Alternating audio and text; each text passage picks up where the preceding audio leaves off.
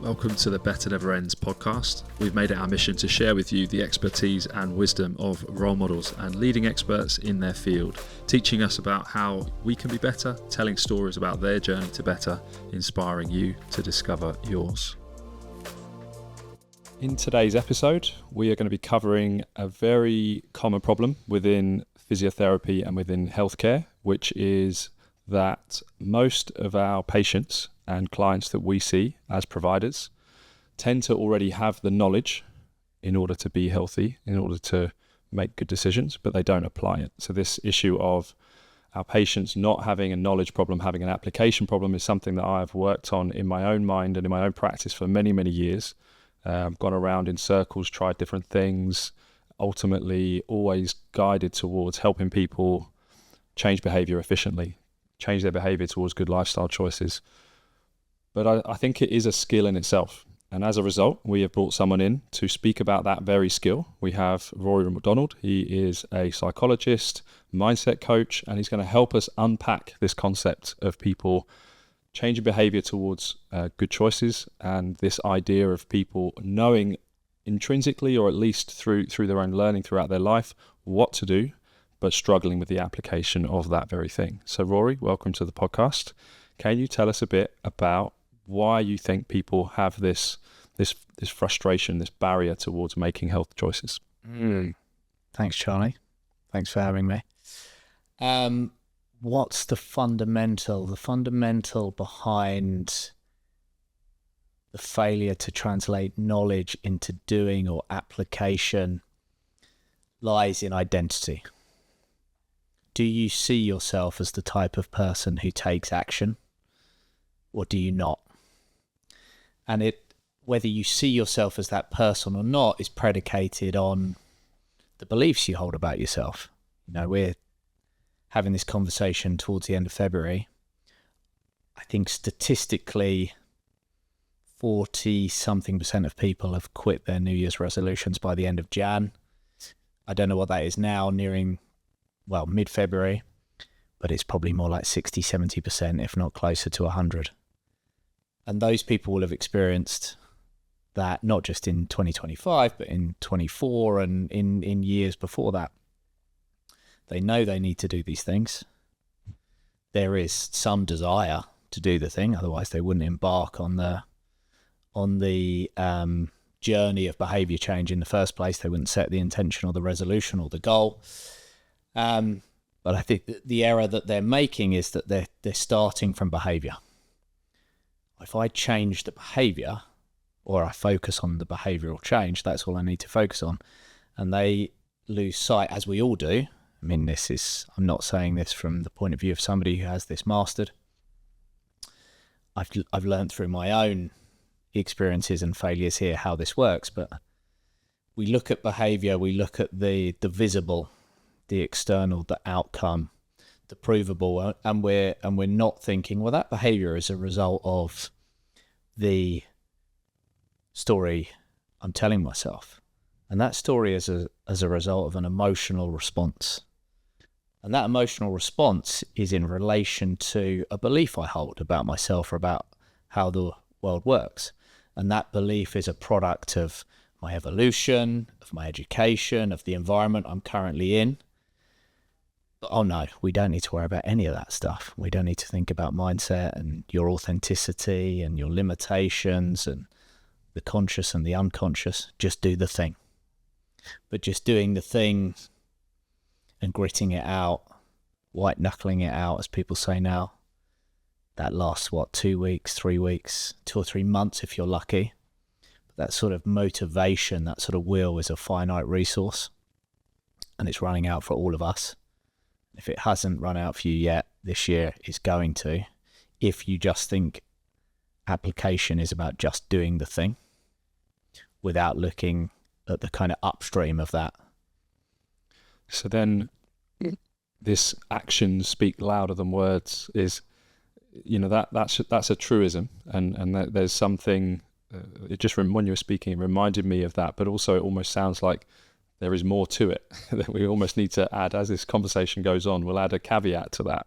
So what do you think should predate the action. How do you then cover some of those issues that you were talking about there? How do you make action sticky? We've quite rightly pointed out immediately that we're going to run up against dichotomy and irony throughout this. And like the idea that this is linear, that it starts with identity and ends in behavior, is also, it's too simplistic, because actually it's circular. So you do remake yourself through your actions. Mm-hmm. But you have to identify as the person you want to become before you act. So you have got a chicken and egg thing going on. So you take 75 hard, for example. If you can stick to that and you can do that flawlessly for 75 days, you'll remake yourself in some way just through action. What is 75 hard? 75 hard is, forgive me, I can't remember who pioneered it, but it's this idea. I think there are 6 habits to 75 hard, 2 of which are working out. So you work out twice a day for 45 minutes. You read 10 pages of a self-development book. You drink a gallon of water. It's a US thing. I think it's about 4 litres. You stick to any sort of diet you get to choose. I don't know how many I've listed there. But essentially it's like health. Let's do some health choices every day for 75 days, I imagine, for 75 days. And by the end of it, it will have stuck. That's the concept. Or you'll be healthier. And if you break, you have to start again. Okay. But that's the concept. Yeah. But the big thing in there is if. Mm-hmm. And so conceptually, I mean, this is not my remit. You can speak more to this. I'm not sure of the validity of 2 workouts a day at 45 minutes. Depends on the intensity. Absolutely. 4 litres of water feels quite arbitrary, but that's not the point. Let's not pick apart that stuff. I like the dietary flexibility. The self-development piece is nice in it. You have to take a progress picture. That was the other habit I forgot. Okay. Anyway, the point is, it's very, very difficult to do that for 75 days unbroken. And every time you break, you're actually training your brain to make the next failure more likely. So are you setting yourself up for failure in the first place by seeking to do something perfectly for 75 days? That's one of the psychological issues. The other psychological issue is that when we deny ourselves anything or we make ourselves do anything and it's obligatory, even if that's self-imposed, behavioral science demonstrates that it increases rumination. So we just think about doing the thing more, which increases desire. The word resentment almost comes to me as well. Yeah. You resent the fact that you can't do anything else other than these 75 days of the hard things. You know, that word resentment comes through. And this is why when I'm speaking to clients about this stuff, I encourage them to treat themselves. I encourage them to have the odd day off or week off, because you resent it in the end. If you are doing hard things often enough, you also need to reward that effort, but you also need to take a bit of a break from it and unwind and chill, because I think it's tough. Like, that's the whole point. It's hard. And resentment actually brings us back to identity. Like, what are you resenting? You're resenting a challenge to how you see yourself, or you're resenting the challenge to your ego. I don't want to be told that I need to do this thing. Why do I have to do this thing? This is so unfair. Nobody else has to do this. Egoic. What you're not doing is saying, well, I'm just a person that does this every day. It's authentically who I am. It gets the best from me. It optimizes my life. And it's in service of something that I'm aiming at here.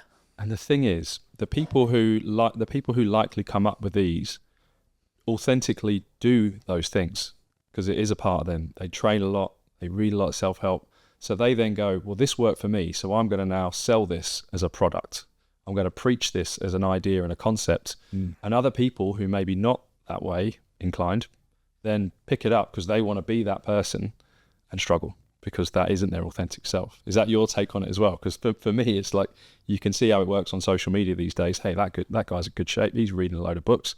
that lady, she looks really healthy. She's making good choices in her life. She's got her shit together. I want to be like that. But actually they're just trying to be like someone else rather than to come at it from their own world and figure it out themselves. Yeah, I think there's probably three things at play there, isn't there? There's the point you make about authenticity. Oh, that's authentic for this person, this influencer, but it's not authentic for me. And there's perhaps not that recognition going on.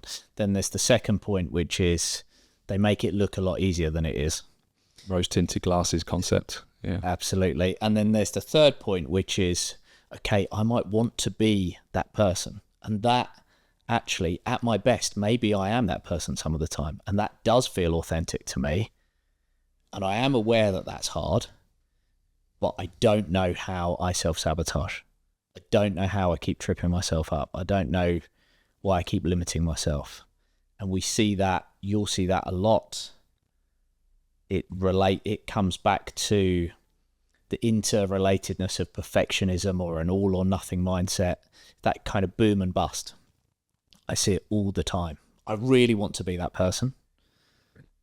It's sort of authentic because when I'm at my best, by luck, by happenstance, I want to work out, I want to eat well, I want to reduce the amount I drink. I just very rarely am that best version of me.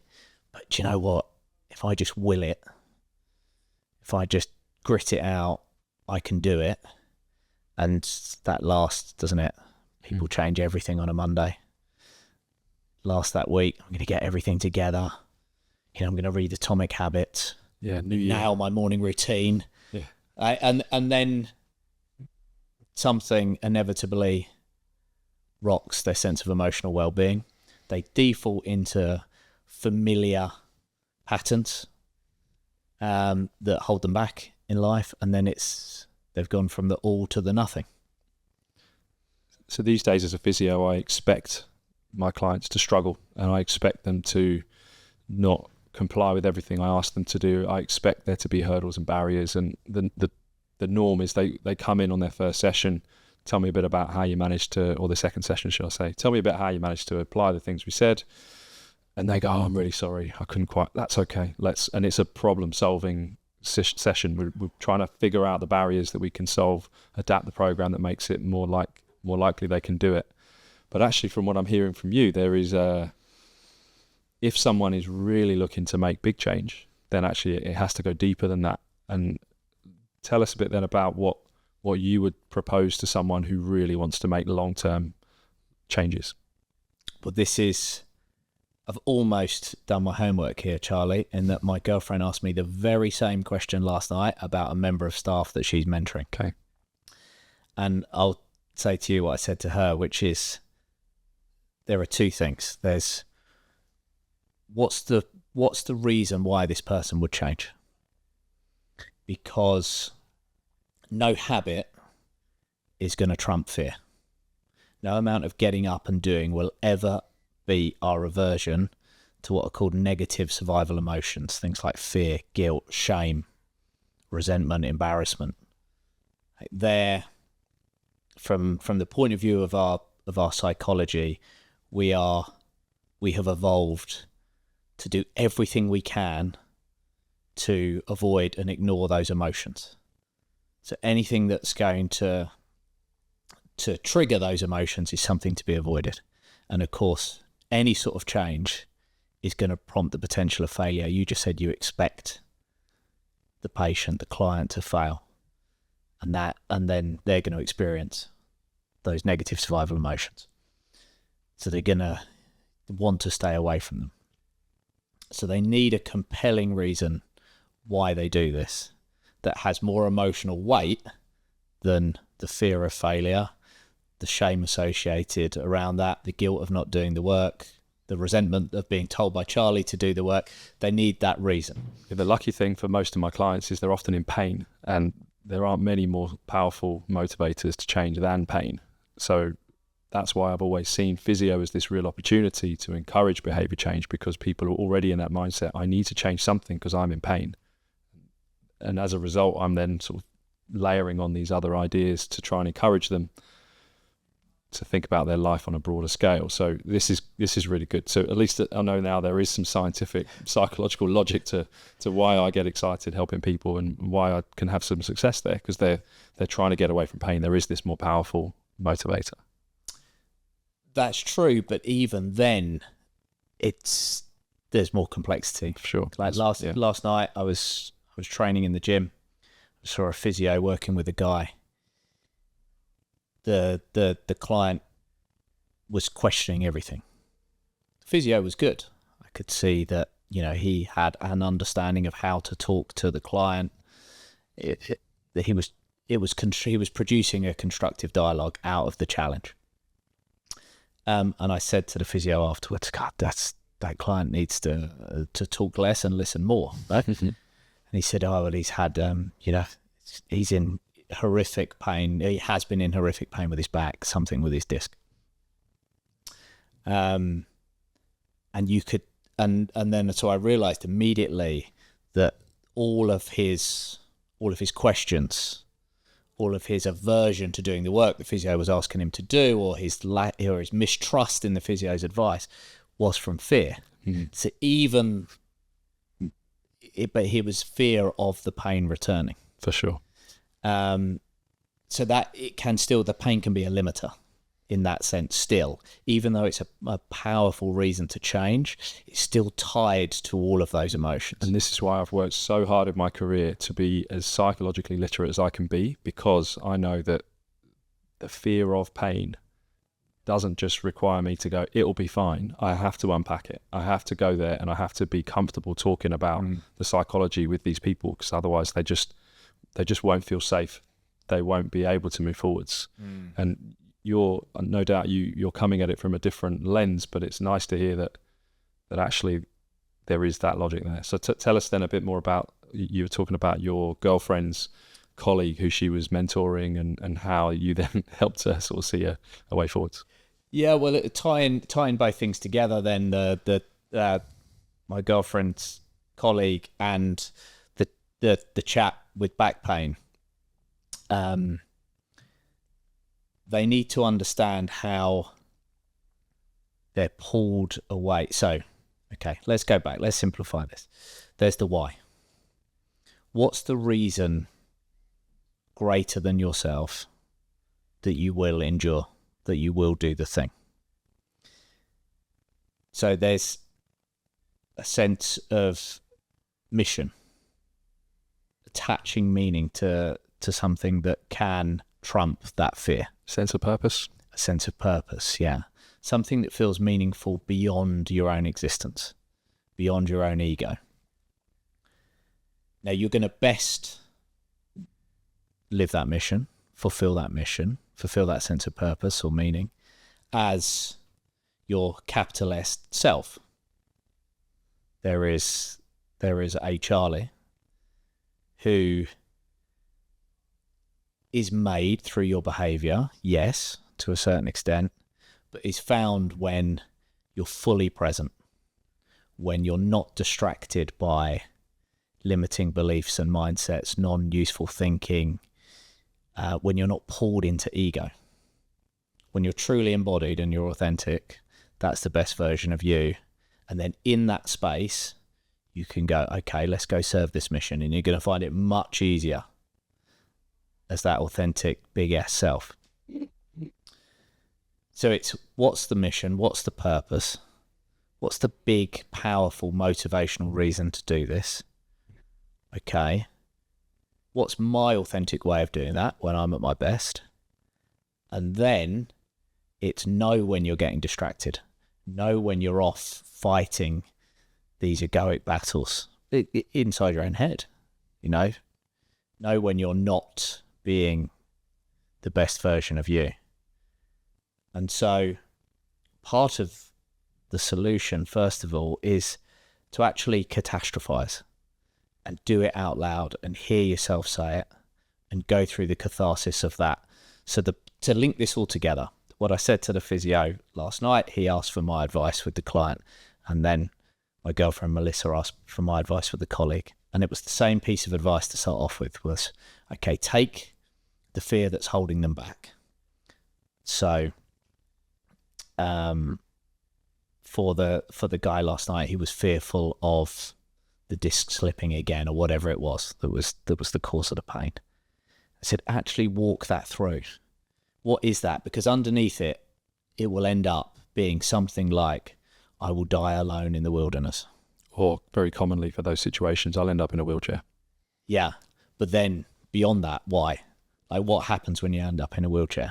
Well, I can't work, and then I can't pay my mortgage, and my husband or my wife will leave me, and I can't engage in my social circle, and I'll lose my friends, and I'll become isolated, and I'll be alone, and I won't have any resources or independence.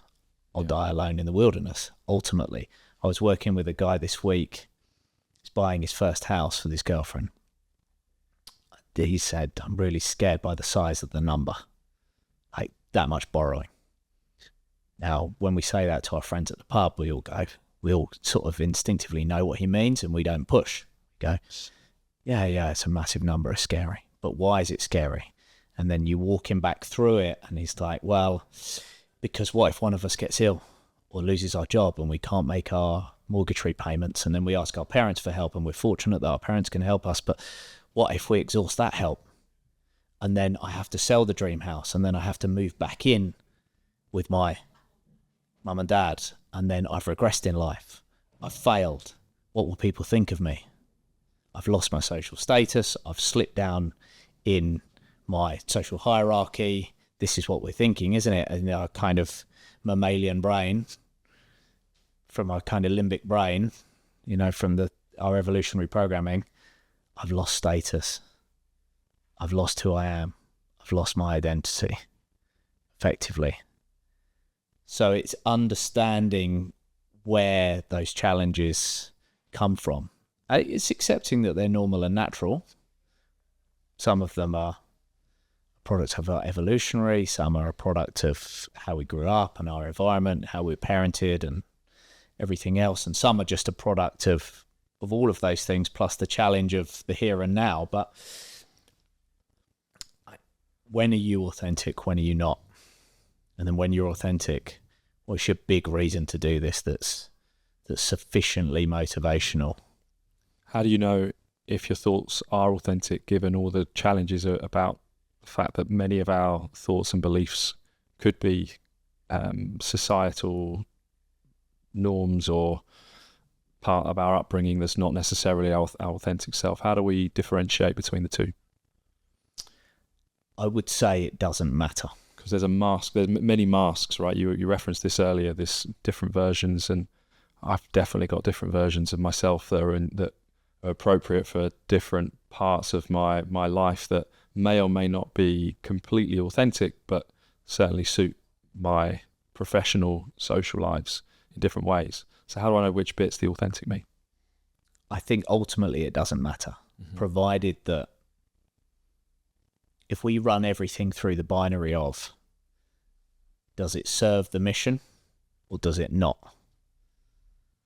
So if you wear a certain mask in your social life because it achieves an outcome that ultimately contributes to your purpose, does it matter if that isn't authentic or not? So this then starts to support an idea I've always had about being a bit of a chameleon with my communication and with my style, depending on my patient and my client in front of me. How do I help them get the best out of their health recovery, injury recovery journey? I will try and match my personality to support that. And some people I can be really, perhaps the word is authentic, and I can be me, I can relax into it. It's very easy. Others, I have to work for it, and I have to make effort to help them feel supported in the way that works for them. Okay, let's stay with that then. And I'll play it through, because you may well have a challenge to this, because my mission is to deliver the best healthcare service that I can, both through my own practice, but also through my business and through my podcasts. And to me, it doesn't feel a huge effort to do that. But it sometimes is more effort than just completely my authentic self. Because if I'm just my authentic self for everyone, I don't think I would get the rapport, the connection with all of my clients the way I would want. So again, I said earlier we're going to run up against quite a few dichotomies, and like you beautifully explained one of them there, which is, I think, what I heard was two competing ideas. One is, well, if it's in service of my mission, and my mission feels like an authentic expression of how I want to live my life and what feels purposeful and meaningful to me, if it's an expression of the mission, of your purpose, are you not remaking your authenticity through living that? Yeah. But also in there was, but sometimes I can be authentically me, and other times I'm playing with a different persona to get the best from the client. So therefore you've got an idea of who you authentically are. Yeah. So like, who is that and where does that come from? This is also relevant to my own personal health journey, which is something that I feel lucky and grateful that I am quite passionate about being healthy, and I'm not perfect, far from it, and we'll cover the perfectionism side later, but I am considering how I can improve my health all the time. This idea of better never ends is a very personal value for me, and it has become my sort of business value, I guess. And most of my health choices in recent years have been about progress and improving on my health in ways that do make me feel better. And one of the ones that hasn't stuck is journaling. Yeah. I've heard, this is the same concept that we raised right at the beginning of the episode. I know that journaling will be good for me. I know that it'll be beneficial. I feel fairly resilient mentally in general, so perhaps I don't feel like this urgent need to do it, but I know that I'll benefit from it in one way or another, whether it's in the performance of me in my work, or whether it's in my parenting, or whether it's in my relationship with my wife. That there will be value there somewhere. And I've tried it a number of times in the last 3 or 4 years, and it hasn't stuck yet. So let's use this as the thing that we can connect this application problem to. Why do you think, or let's explore that. Why do I have an application problem with journaling? Okay, well, let's explore it through Better Never Ends. So Better Never Ends that's a blessing and a curse, isn't it? Yeah. If we think about, I have come to believe, and this is my terminology, but I think we can map everything on something I call the golden spectrum. And it's masculinity and femininity, it's autonomy and connection, it's responsibility and freedom, and order and chaos. And everything maps. I think you can look at neoliberalism and socialism on the same spectrum. Now, why am I digressing around this? Because Better Never Ends is, if it's all order, responsibility, it becomes a stick to beat yourself with. Why am I not enough? But if we don't have a desire to be better, we're at the complete freedom, chaos, compassion end of the spectrum, where there's no growth. So we're seeking, it Better Never Ends, you're seeking some compassionate growth, aren't you? Not growth born of running away from your insecurities, but growth moving towards a desired outcome. Mm-hmm. Now, journaling allows you to explore that mindset every day, basically. Because if you wake up and your motto is Better Never Ends, that could drive you today to make some really poor decisions for yourself. But also, if you're somebody who doesn't have a motto, like Better Never Ends, your day might just be listless and have no direction whatsoever. So you could open your journal and you could be like, okay, this is my state of mind today. I'm not feeling great. I've got pain in this area of my body. I haven't slept very well. I'm really nervous about this meeting that I'm going to have today. I'm really angry about this thing that somebody said to me yesterday. And just an exploration of your emotional state, going back to what we said in the beginning, will help you understand how you're going to behave. Because without that awareness, in that state I just described, poorly slept, pain in your body, anxious and apprehensive about something, pissed off about something from yesterday, is that person, are they going to eat as well as they can today? Are they going to get their hydration right? Are they going to do their rehab? Are they going to train? Are they going to talk to their colleagues in a constructive way? Are they going to nourish their relationship? If they do, they got really lucky because they hadn't set themselves up for any sort of success by starting the day emotionally like that. So it gives you a download of, okay, where am I at? Who am I being? Like, is this authentic? Is this feeling sorry for myself or being stressed or worried? Is this me at my very best? Well, no, it isn't. So now I've got a choice. Who do I want to be today? Now, if you're Charlie, you've got a motto. You've got better never ends. Okay. And you've got a mission. You want to help people. So you've already got that in place. But if you don't have that in place, you can think about that. Okay, what are the guiding philosophies of my life here? And then you can bring that down to the concrete and go, okay, how do I actually live that out today then? Like, what does better never ends look like for me today? How am I going to help people today? Who do I need to be with that person today, with that client or in that meeting, with that colleague, with that supplier, with my husband, wife, son, daughter, to get the best from them in that situation? Now let's prime ourselves. Let's be proactive. It's a priming tool. You're your own coach, effectively. So it's how you set yourself up for the day. So rather than sliding through time, you give it structure.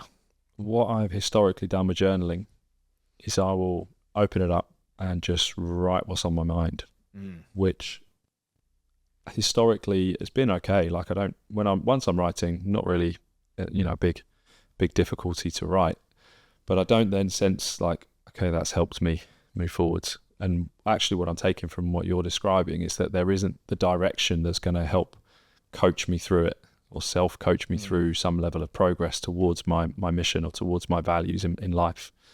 So instead of this download, because actually I don't tend to have a huge amount of struggle and battle and emotional baggage in my mind, I would more be looking for it as how can I get more out of my daily performance?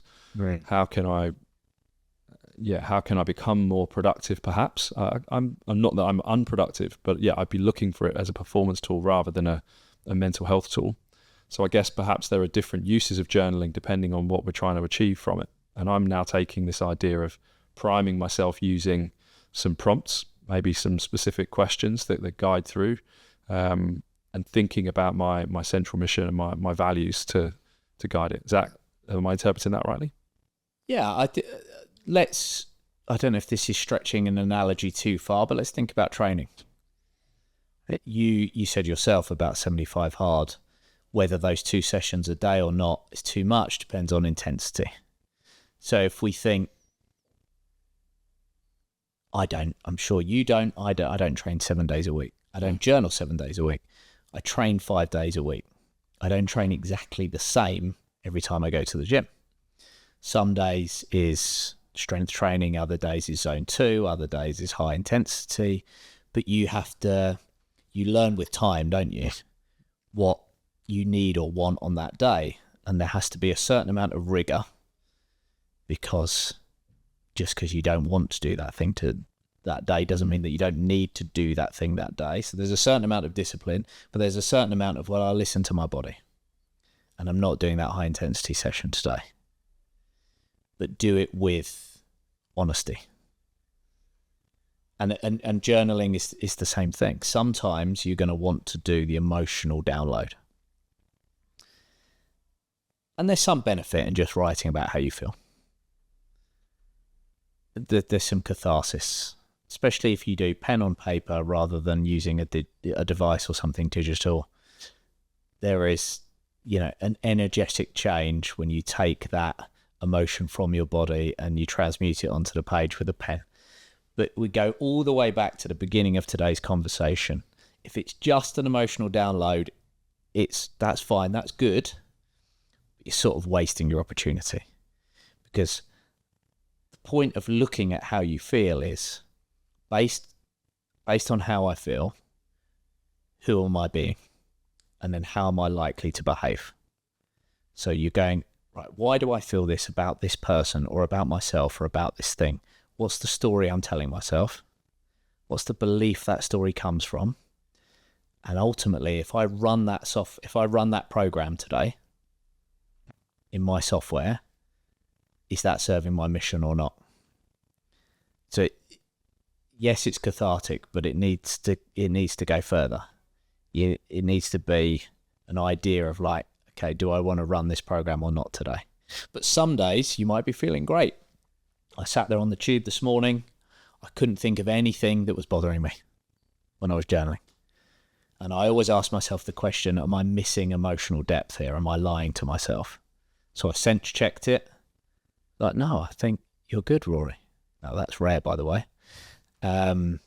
Usually, unlike you, I will be leaning into like all the ways in which I'm fucking myself up. But there are other days where you lean more heavily into the performance aspects that you talked about.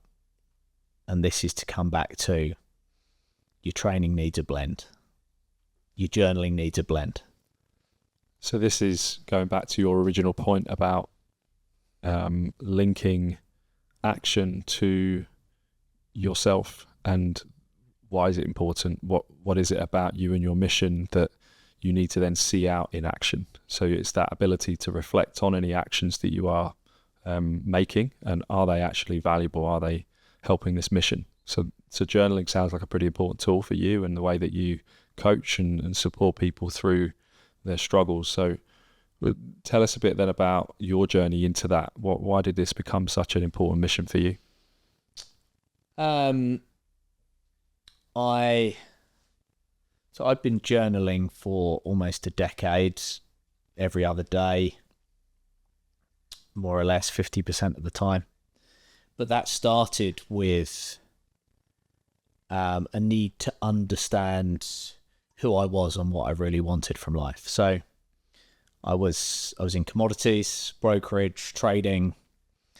I left that first career because, you know, hindsight's a wonderful thing. I by no means realised this was the case at the time, but I now realise I was burnt out. I'd had a breakdown, a meltdown, whatever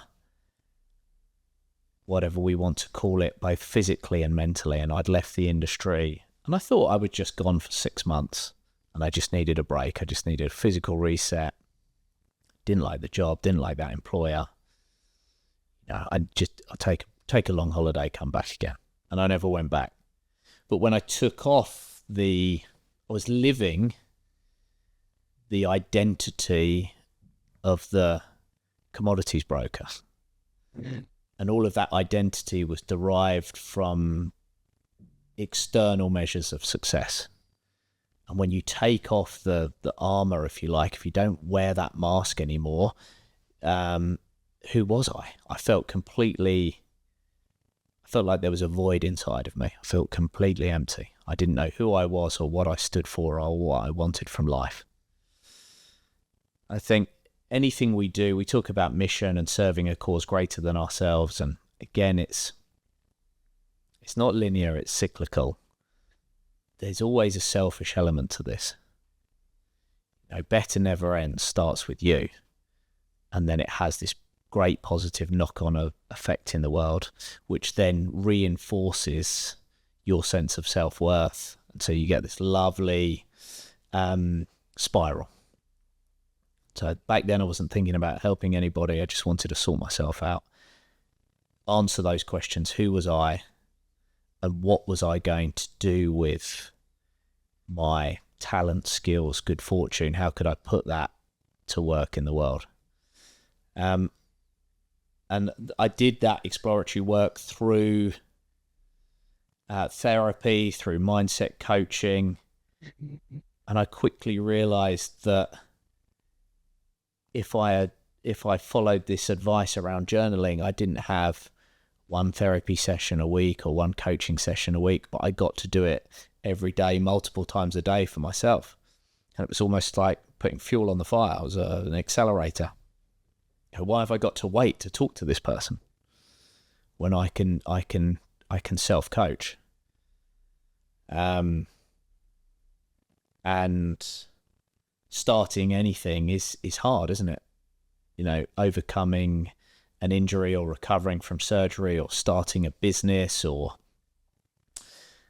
building a house or whatever it might be is really, really difficult and challenges us all of the time. And so journaling was a reminder of who I was, still is, of who I am, why I'm doing what I'm doing, what the near-term goal is, and what the actions are that I'm going to take today to complete that goal, and bringing it kind of full circle from meaning and purpose down to do these things today as this best version of yourself and lean into that.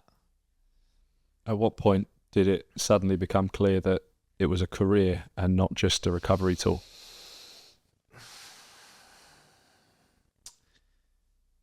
Yes, I think I carried. I think I had a few, so there were I think a few things at play. I did 14 years of Catholic education, from convent, nursery school, all the way through my A levels. Went off to university, studied politics and history. Like any right-thinking political 18-year-old who was interested in, talking about philosophy while smoking weed with their friends, I rejected the religion that I was brought up in. And that's normal and natural, especially at a young, impressionable age.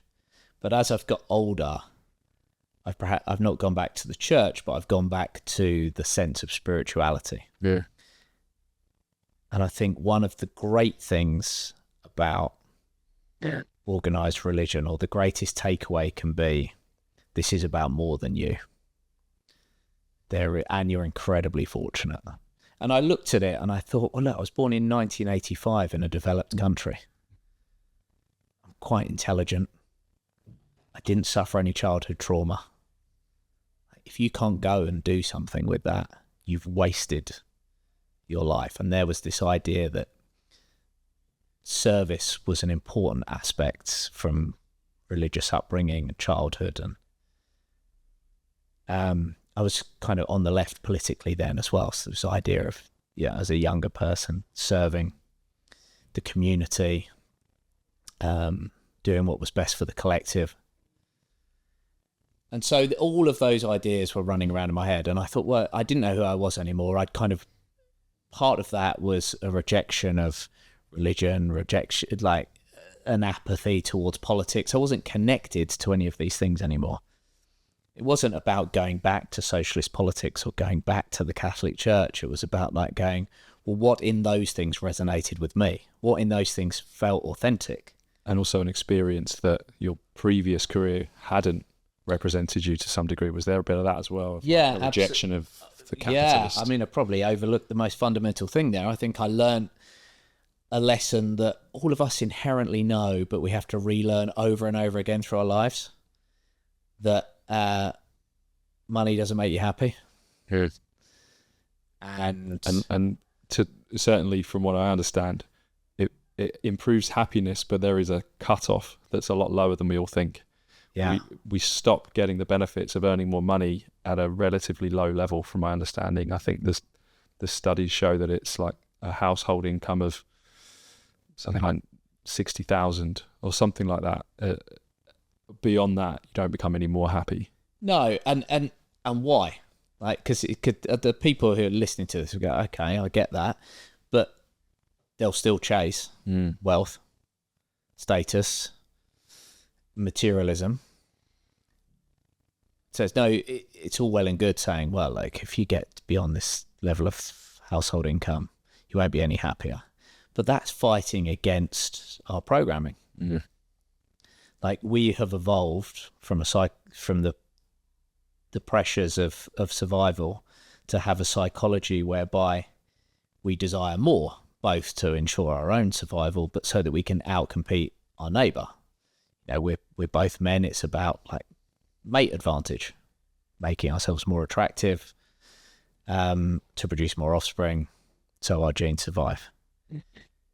But we also evolved in an environment where the risk of death was really, really high.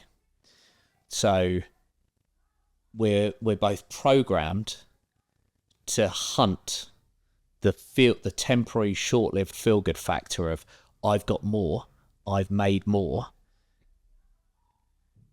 But there's something called hedonic adaptation, which means something, however good or bad, actually, it works for positive and negative, we return to a sort of happiness set point. And that's predicated on the fact that if you got really distracted by the fact that you'd just killed this massive animal and got carried away with yourself, or you got too distracted by something that didn't go quite so well, you weren't as aware of what was happening in your environment, and therefore you were at the risk of being killed or injured yourself. So for our own survival, we have to return to a sort of happiness set point. It's interesting. People who win the lottery, when these people are surveyed about a year later, they typically report being about as happy a year after winning the lottery than they were before they won. Same as the honeymoon period. Yeah. So I think it maps out with when you get married, you have this period of time where happiness increases, and then about a year later, it's back down to your baseline level. And those two things feel quite obvious, but the one that doesn't at all is when people lose a limb, they also report being about as happy once they're recovered from the incident itself. Not that you've grown the limb back, but you're no longer in surgery, in chronic pain or anything. They're about as happy as they were before they lost the limb. So whether it's a positive or a negative, you return to a happiness set point. Anyway, what's the point? Get to the point, Rory. The point is the hedonic treadmill. Right? We're programmed to keep seeking those wins, but we're also programmed to be returned to a happiness set point. So there's no point at which more delivers. More just begets more, just begets more, just begets more. And that is where we have to look beyond the pursuit of more materially and start to think about something that does satisfy, which comes back to kind of living a life that serves a cause, that feels purposeful, that feels meaningful, that does something greater than satisfy your own personal needs. The other thing is, I'm sure you've experienced this, as we go up the success curve, become good at getting more,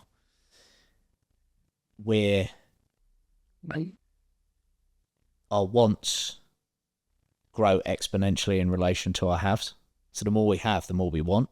So actually getting more is a recipe for dissatisfaction in that sense. Not to mention now, we've probably changed our social hierarchy. And because all of these things like money and cars and houses and even the attractiveness of our spouse, they're all positional goods, in that it's all about whether mine is better or bigger than yours. And so as we become more successful, we're just playing those status games with other people at higher hierarchies. Do you think that's an expectations thing? You reset expectations. So each time you achieve more, your expectations are of at least that, if not more. And you reset again. As you go up, you're resetting, because our happiness and sense of satisfaction is often linked to whether our expectations are met or not. There was this really interesting study about happiness in general was predicted by the society you were in. So if you were poor, but you were with other poor people, your happiness was relatively good. If you were a poor person on a street where lots of rich people lived, your expectation or your comparison was the thing that made you unhappy. Or if you were a well-off person but with really rich people, you were still unhappy because you were comparing yourself. So it's this expectation. Absolutely. I would imagine the best place to be from a satisfaction with your material or positional goods or extrinsic signifiers of success is to be the rich guy who never leaves his neighborhood, is to always have the biggest car on the street and the best house and the most attractive wife. Which makes sense on the evolutionary perspective that you were describing. Be at the head of the hierarchy, be at the head of the of the tribe or whatever it was in those days. We're always playing status games. You just play different ones as you become more successful. So let's rewind then and say, if that is our evolutionary programming and we aren't going to get away from it, and we are in this world of very easy comparison, social media makes that very easy to do, and it's not going to go anywhere soon. How do we get the best for ourselves whilst accepting that programming's there? Let's go back to it. And the answer quite likely has already been said, but let's just really kind of wind back and help the listeners figure out their own way through this pretty messy scenario. Like Buddhist philosophy preaches that life is suffering, and that suffering is because of our attachment to worldly things. And so therefore, the route away from suffering is not to be attached to those worldly things. That isn't to say that you give up the worldly things. It's to say that you give up the attachment to the worldly things. So first of all, no one has to give up the career, give up the income necessarily. If it feels authentic and it's not detrimental to your health and your relationships and everything else, you're not being asked to quit any of that stuff. All you're being asked to do is understand why you've been driven to pursue it, and to stop and ask yourself the question of, am I gonna rise above the kind of base level of my programming, beyond my evolutionary drives? If I'm stuck on this hedonic treadmill and more doesn't make me happier, and you reach a certain point in life, somewhere around sort of 35, 40, where you realize that more doesn't make you happier, but you had to learn all of those lessons. You can't teach a 21-year-old at university that more doesn't make you happier. They need to go out into the world. They need to strive. They need to make things. They need to learn all those lessons. They need to develop discipline. They need to build a career. But everyone discovers that eventually the more, or most people do, the more doesn't make you happier. And so then you think about, well, what does? If I'm not just serving my pursuit of more now, what am I serving? And we talked about that golden spectrum earlier, the idea of the things that are on those polar opposite sides, and we're all trying to find that balance in between. One of those pairs is autonomy and connection. Like, to be a great physio, for me to be a psychologist, we have to be autonomous and selfish to a certain point of view, from a certain perspective. But we're ultimately trying to be good at what we can do to help people. So we're needing, even though they're in direct conflict, autonomy and connection, we try to be more autonomous so that we can later connect more. Again, it's another of the ironies we talked about at the beginning. So the point is, okay, I'm not going to denigrate anything I've made, anything I've built. I don't need to give it up. But like, where's the connection? Where's the service? Where's something that will genuinely feel meaningful as opposed to short-term temporary? And then that comes back to the person trying to get over the injury, trying to develop the rehab habit, if you like, is what's it all for? Like, maybe the reason is because you want to be able to play football with your son. And actually, the person, when you think back to it, the person who had one of the greatest impacts upon you growing up and shaped your worldview was your volunteer sports coach. And actually, if I can rehabilitate myself, I won't just play football with my son, but I'll start volunteering and coaching at the football team. Now I'm plugged into my community and I know the other parents, and I feel like I'm contributing and I'm giving something back, and maybe we can expand the club and we can take in disadvantaged children and we can be a force for good in the community. And now suddenly the reason to rehab that injury is so much bigger than you, which is and if you were to journal that every day, why am I going to go through pain of rehabilitation today? Well, for that reason. Now that might be a reason to trump the resentment of having to do the rehab, because now it's not just about you, it's It's not even just about your family, but it's about your community. So there has to be this identification of purpose, this identification of what is authentic self. And it sounds like a lot of this can come through journaling, but I imagine there's also a need at times for both introspection on your own, but also perhaps talking this through with other people. Is this sort of what you end up doing in your sessions? You're working through these different conversations with the person, trying to help them. Yeah,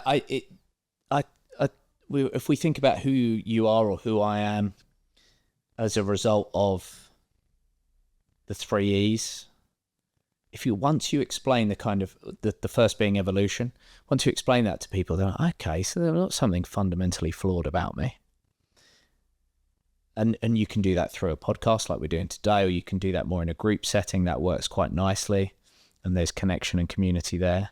Then the second piece might be you're going through education. It's both implicit and explicit, how you were raised, essentially. People might want the privacy to explore that alone. But again, whatever happened to them in their childhood, and traumatic or not, it's just, I think that the role of a parent is to fuck their kids up. And the point of life is to unfuck yourself, basically. So it's inevitable. Don't worry about it. But there's, when someone's going through that and they go, okay, so I've got all this evolutionary stuff in common with other people. And actually this imposter syndrome and this perfectionism and this fear of failure and this fear of success, these are like common tropes. These are mindsets. This isn't just me. And then you look through there. And then the third E is an environment, like where are you right now? What's challenging you? The injury, the job stress. And then literally your environment, toxins, food, everything else that goes into making you who you are right now. And again, that's a shared common experience as well, but people maybe need some space to explore that as individuals. I think there's a lot of acknowledgement of being kind to yourself. It's like, just give yourself a break sometimes. That's what I get from what you just said there. Like, life's tough. Life is suffering, as you were saying, with the Buddha's mindset and the Buddha's teaching. But if we can accept those 3 E's and look at them and accept that is where we are, that is the problems, that explains these things, there should be an element of forgiveness there of, okay, I can give myself a break here. What I'm coming across a lot is gratitude as well. Do you think gratitude sort of fits into that as well? Does that help to come to terms with some of those factors, or is there something else that gratitude is doing for us? Gratitude specifically, actually, listening to you there, I was just thinking about how your slogan, motto, better never ends, kind of sums it up really, doesn't it?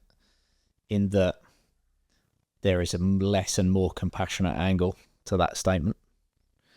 I know it's not pithy and you'd never use it for marketing, but it should be something like, better never ends most of the time, provided I look after myself and I'm not pushing too hard, right? Yeah. That isn't so good on a webpage. But we've actually explored this concept in a previous podcast, because I did realise that at some point, hang on a minute, what if people take this literally and that they think that better never, like, clearly it does end. The age is a thing. Time marches on. We do get less fit, less strong with age, and there are certain preventable things. My interpretation of it has always been that better never ends drives me forwards, this quest for betterness. But there are times, like my rugby career, when I realised that better has ended and I now need to find something else that I can strive for betterment on. And but sometimes it does need that caveat, doesn't it? It's almost like in brackets, but not for every single thing, every single point in theory. Like you do have to sometimes move. So yeah, I agree. I mean, you can, and this is where the kind of reframe helps as well, because maybe actually better is showing yourself more compassion. Mm-hmm. So you have got better, but you've got better at showing yourself compassion, which ultimately allows you to sit in your authenticity a bit more, mm-hmm. because you're not castigating yourself for what you're not, or what you haven't done, or what you haven't yet built, or what you haven't yet made, or what you haven't yet lifted or achieved. So gratitude, I think gratitude Gratitude, again, it's a bit like serving a cause that's greater than yourself. It takes you out of your ego.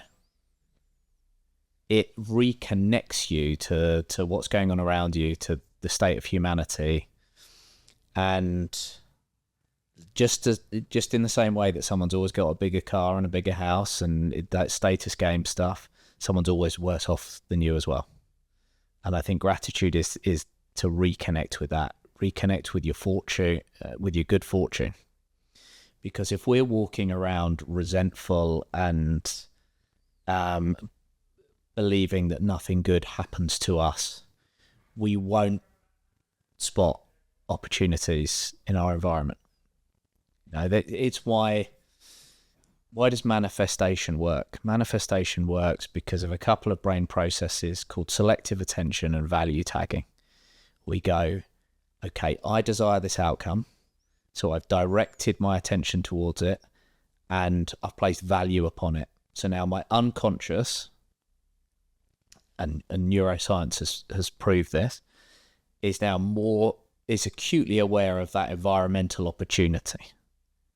But if we're not grateful, if we're walking around ungrateful, there is your selective attention and your value tagging is on what you're not, what you don't have. And so you'll just remain exactly where you are, or things will get worse. You will manifest worse as opposed to manifesting better. Sounds almost like hope as well. Hope and optimism, driving that positive frame of mind and driving towards betterment again, rather than the pessimism that value tags towards the negative, and you spot the negative, you spot the problems. Yeah. How many times and what have you done with the clients who go, I'll believe I'm going to get better when I start to see some results? Yeah. I think luckily our branding these days self-selects towards people who are optimistic. Generally, I don't get as many of those. But I see it as a bit of a challenge, to be honest. As a physio, I'll then think, okay, I'll show you results. And perhaps they're the ones who are more likely to do a short-term treatment with to get the results quick, which might be something like a massage technique, a manual therapy technique, just to at least show them that I know how to change their pain. I will also be explaining in the moment, just so you know here, this isn't going to be the long-term solution. This is going to help you feel better in the moment, but there's going to be some other things that we're going to layer on top. But actually, it might be that I'm subconsciously choosing those methods for the pessimists and hoping to send them away with hope, actually, so they can, okay, I do feel better. That's good. This guy knows what he's talking about. Yeah. But this is a subject for another podcast. So we're not going to go too deep into it. But they're also defaulting into victimhood, which in a therapeutic relationship is pulling you into savior mode. So what might be happening there is your desire to lay hands on them, if you like, to make this religious, is to save their victim. But no. This is a good topic because it's the reason why I don't do much of it. Because I am aware of that relationship you can foster through the fixer. They are the victim, I am the savior, I'm fixing them. So I keep it sparingly, and I certainly don't do many of them. And if I sense that they are someone who is craving it, using it as a crutch, I'll pull back and I'll redirect them elsewhere. And that's why the communication is important right from the off. I am very aware that is how it could end up if I allow it and move it away, because this is the pushback in our physio community, actually, of manual handling and massage, is that's what it does. Yeah. You've asked me about journaling a few times, so let's pulling this back to journaling. The idea of there's a lot of religious metaphor happening. The doubting Thomases who want to see the evidence before they believe, even if it's in their own progress.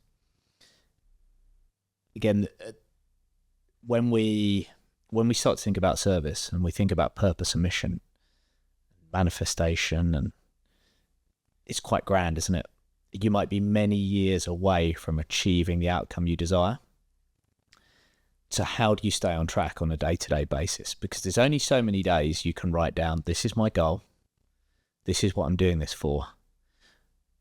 If you don't nourish that, if you don't nourish your unconscious with a burden of positive proof, with some identity, with some evidence that you are moving towards that goal, you'll give up. And that's where gratitude journaling helps. But in a very quick form, it could just be writing down the wins for the day. At the end of the day, what's everything that you did today that was in your power, in your control, that was good, that was moving the needle for you in a positive direction? Might be a fraction of a percent better, but you did it. And then what we're showing our brain is you are doing the things moving you towards that target. But if we don't demonstrate that, it's very easy to lose hope, to lose that belief. In movement terms, there's always an objective measurement that you can take. Are you getting stronger? Are you getting fitter? Are you getting faster? There are these numbers that we can use. I guess this is what you're saying is the version for your mind. Yeah. Is the journaling helps you to provide that evidence that progress is there. Yes, and actually, you've helped me there, because now, forever after this, I can describe journaling in that way. There, you are layering some objectivity, so it's about visibility. Until you test somebody and you've got numbers in your game, where are they at? If you're not testing, you're guessing. We use this concept a lot. Okay, brilliant. If you're not testing, you're guessing. And journaling is testing. Like, how do I feel today? Why do I feel that way? If I feel that way, how am I likely to act? If I act that way, how's that meeting likely to go? If I act that way, how's that date likely to go? I've got some visibility. Otherwise every day's a guess. It's just wake up and see. And you're leaving it all to chance. You mentioned at the start of the episode this idea of turning it into a cyclical process of action, not just being this binary thing that leads to progress, but actually it's cyclical. I think it's more like an upward spiral, actually. It sounds more like this upward spiral concept that allows for progress. So you're layering on progress over time, mentally, psychologically, physically, whatever it might be, through this constant checking in with your mind and using this journaling activity as evidence for your progress to allow you to keep going, to keep propelling you up the upward spiral. There's many people who have gone down a spiral through injury, through experience, through some level of psychological suffering, through an event in their life. And I guess what you're saying here is that there is this tool available to the person to help them back up the spiral and perhaps go even beyond that. And that sounds almost like your life story. You'd gone down the downward spiral, you'd lost your sense of purpose, there wasn't any meaning there, but through the journaling you went back to baseline and then beyond, and you found this purpose, this better calling for you that made more sense to you. And I hope, actually, and certainly now personally, I can see a different way of me journaling. There has to be a purpose to it. Again, we're using the word purpose, but in a different context here, but a purpose to what I'm doing, rather than, it doesn't work so well for me to just download my thoughts. There doesn't seem to be the regularity of need for me. And perhaps that's something to be grateful for, that actually that isn't something I tend to need so much. But I do sense that there is a value there for me to really attach it to my purpose and my mission, and to check in on, am I making this progress? I'd argue that there's no stasis, that you are either in the upward spiral or the downward spiral, that there is no sitting still. I think you can boil every decision down to, is it taking me closer or further away from delivering on my mission, from delivering on my purpose? Absolutely every decision. Do you drink that glass of water or not is a vote for your purpose. If it aligns. Like, my purpose is to be the healthiest version of me, to help as many people of me as I possibly can. Right. So therefore drinking that glass of water is a vote for that identity, for that authentic best self, to deliver on that mission, to serve that purpose. Absolutely everything is. So that's why it's so important that you're clear on who is this authentic self, that we're either moving closer to or further away from, or spending more time in or less time in, might be a better way to put it. And then as that authentic best self, what are the actions that because every single action can be boiled down to, it's going to push me up that spiral or not. But there is no staying still. If the listener has got towards the end of the podcast, it means that they're interested in what we're talking about, and it means that they've found some kind of connection to this conversation. So just to finish off, because I think maybe covered it a bit, but the final clarification here, what might someone feel if they're not living out their true authentic self? An incongruence. What does that mean? I think that means this sort of feeling of discomfort. Something doesn't feel right here. I should feel happier in this relationship. This job should be more satisfying. In terms of mindset or psychology, we'll endure a hell of a lot if we've got a powerful reason for doing it.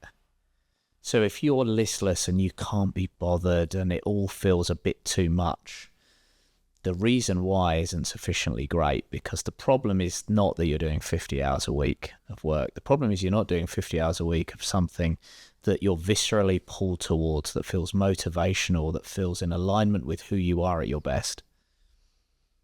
Likewise, training. If it could be work, could be training, could be rehab, could be time with your partner, could be anything. If it doesn't feel like something that you want to do. And authenticity, by the way, feels like not living in the past, not living in the future. So you don't feel depressed, you don't feel anxious, you're completely in the moment, you're confident, you're enjoying yourself, and you just can execute your skills without really having to think about it. Anytime you find yourself in life like that, that's authenticity. So if you're listening to this and you're thinking, I don't know where to start with that. What are the moments in life? What are you doing? Who are you with that make you feel that way? And if you're not getting that in your relationship, if you're not getting that in your job, with your hobbies, in your friendships groups, then I think that's the incongruence. It's time to then stop and think and go, okay, I think I need to think about who I am at my best and how I get more of that in my life, because that's where it all starts. From that place, you can then dream and talk about service and purpose and mission. But you got to find some more time in that space. Very good. What does better never ends mean to you? Better never ends means to me, it means a few things. So on the macro, better means, can I serve my mission better today than I did yesterday? And philosophically, my mission, by the way, is to help the greatest number of people I can find authenticity, develop the self-awareness around how they limit themselves so that they serve a cause greater than themselves. Because I believe actually that authenticity and service is contentment. And I look around me and I think we live in a very discontented world, and that the net human good of everybody being more contented is what I'm aiming at. So that's my mission, one individual, one group at a time. Philosophically, better never ends means getting that balance on that golden ratio. Am I striving for growth with compassion? Have I got enough freedom and chaos and creativity, but also have I got enough discipline, order and structure? And am I getting that right for myself? Because that sweet spot is authentically me. It gets the best out of me.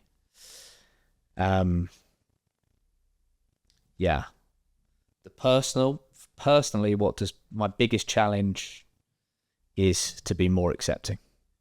To be more accepting of my limitations, to be more accepting of what I don't have, to be more grateful. And that's after 10 years of journaling almost every day. I'm still sat with that, wrestling with that. So better for me in 2025 would be more acceptance and more pride. And I don't mean arrogance. I mean that sort of positive proof I talked about earlier. Stopping to acknowledge the things that I am doing well, to kind of bolster the hope, the belief to stay on the mission. And if someone's listening and wants to find out a bit more about you, how does someone find you, Rory?